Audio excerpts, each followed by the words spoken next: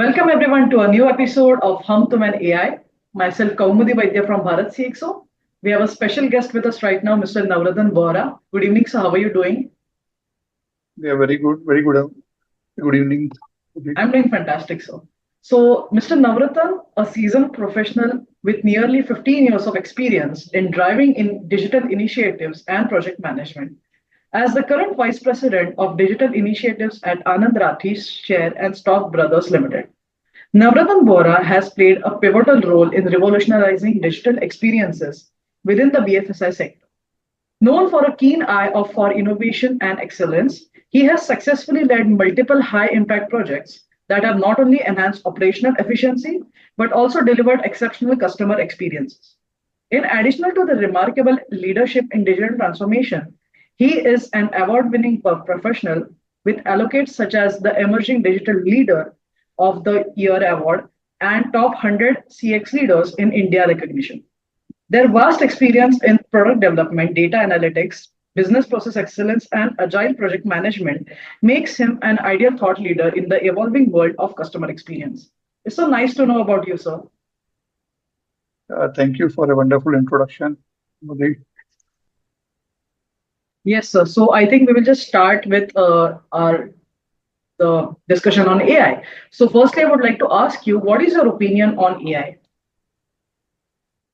Yeah. So if I talk about say AI part, is I can say one of the most transformative technology in our time. Basically, it not only basically help us in enhancing our productivity, or you can say help us in making a decision making, or it's also help us basically increasing our unified customer experience across our different kind of industries. But the most important part when it talks about AI is that how do we approach to this kind of an AI technology? Because we have to use it when we use AI. Basically, we have to use it responsibility in terms of you can say the ethical use of AI, data privacy part. We need to take care of it when we plan to use it at the industry level, or you want to scale up the AI solutions. These are the two important part. I think so. One need to take care in terms of making AI as the use cases across the industry.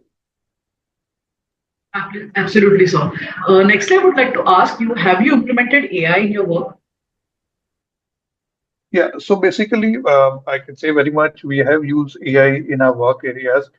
We are in our specifically industrial specific group cooking. We use it AI for the product recommendation part. We use it AI in the marketing department, basically in terms of the content creation, content moderation format. We also use it various other department in the operation, IT, in terms of automation of workflow.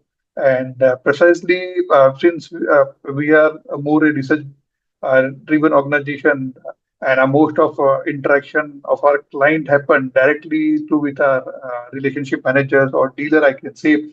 So we use effectively AI just to understand, we can say, assess how basically our dealer communicate this, you can say the research calls to our customer. How do we identify behavior basically in terms of you can say the RM in terms of increasing our brokerage performance across the branches. We also do a you can say kind of an benchmarking between the quality of the dealer who which communicate with the end customer.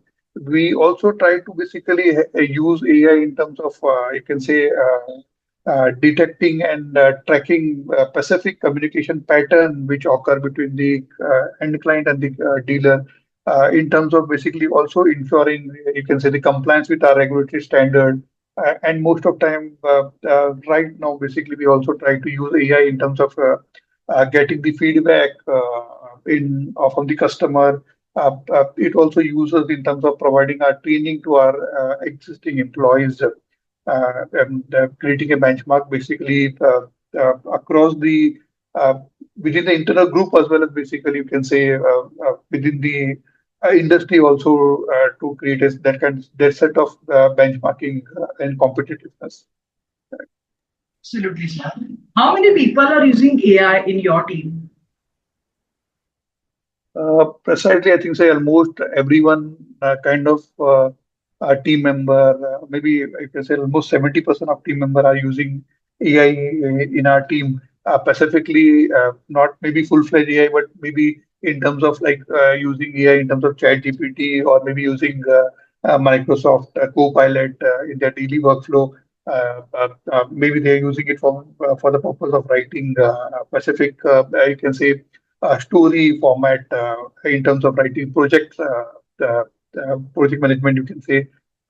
Analyzing in terms of data analytics teams use lots of AI in terms of creating dashboards and report. Lots of strategy team members basically you do use of AI in terms of brainstorming exercise in terms of creating innovation and building the product.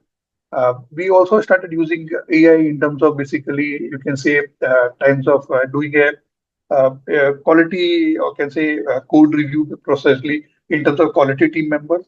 Who are specifically using in terms of like the code which have been created by a developer. The QA team basically analyzing use a AI tool in terms of reviewing this code, analyzing this code, and try to optimize this code in terms of this. So the QA team use it extensively in form of the AI tools. Absolutely, sir. What role do you think AI will play in your industry in the next few years?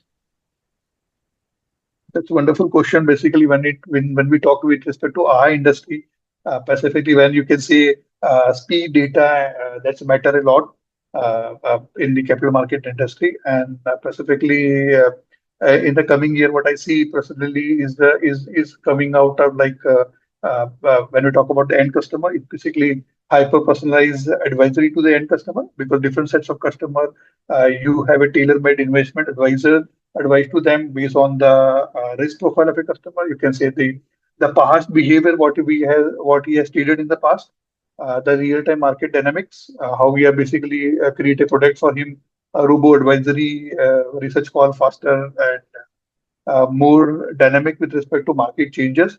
Also, not only using hyper-personal advisory, but also try to create a predictive analysis for trading.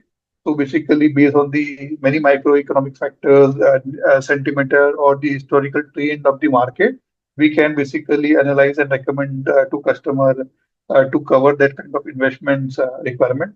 Not only that with respect to customer, but also in our various department, we also try to use it in terms of automation of like RPs or routine tasks, which can be basically more of like even in terms of like onboarding a customer to do a KYC verification, compliance check, facial recognition, order processing when we're doing a large number of order processing. So reconciliation of basically order.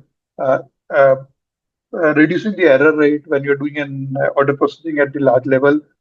So these are many factors. Not only that, considering the regulatory changes, the risk management also plays an important role. Detecting fraud detections. We are also using basically voice bots, chat interaction with the customers in terms of multiple branches, multilingual chat facilities. So all this basically, I think so. Things will be coming and playing an important role by AI in the next few years. Absolutely, sir. Absolutely. We never know what AI is coming up with tomorrow. Every day, the technology is changing and evolving. Right, sir. Correct, correct. Yeah, yeah. Lastly, I would like to ask you, how is AI changing the business work in your field?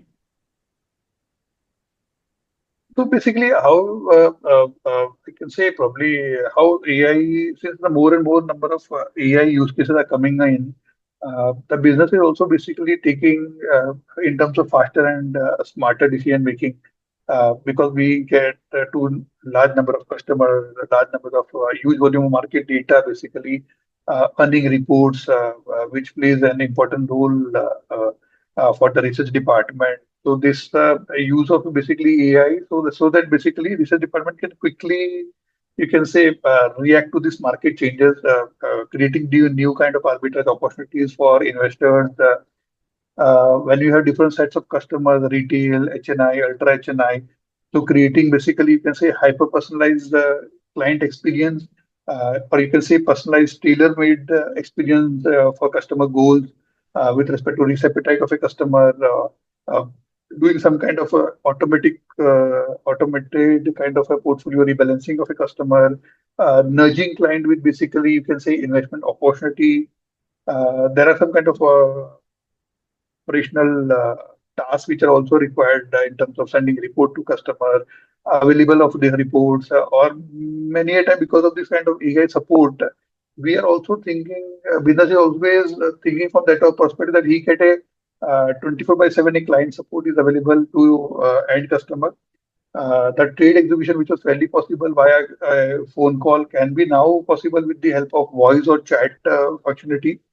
The query resolution on basically portfolio performance has been more dependent on this kind of AI tools. So basically, it is indirectly reducing the pressure on the ground level human team, which is basically serving the end client. So, in short, basically, what I can summarize is that AI is more of like shifting the broking business model from being a focus of execution to a more of like data-driven insight and experience to the end customer. So that kind of a change you are able to see in our industry specifically, where we are more focused earlier 5 years before toward the known as the executor broker as the execution kind of platform. But now we are more focused as a providing an investment insight as well as a customer enrich experience to the end customer or the investor, you can say. Absolutely, sir. Absolutely. I hope the listeners must have got a lovely insight from you, a very informational insight on AI, its future, and everything related to business. Thank you so much for this interview, sir. Thank you, thank you, thanks a lot, Kumati, for having me for the session. Thanks a lot. Thank you so much, sir. Yeah.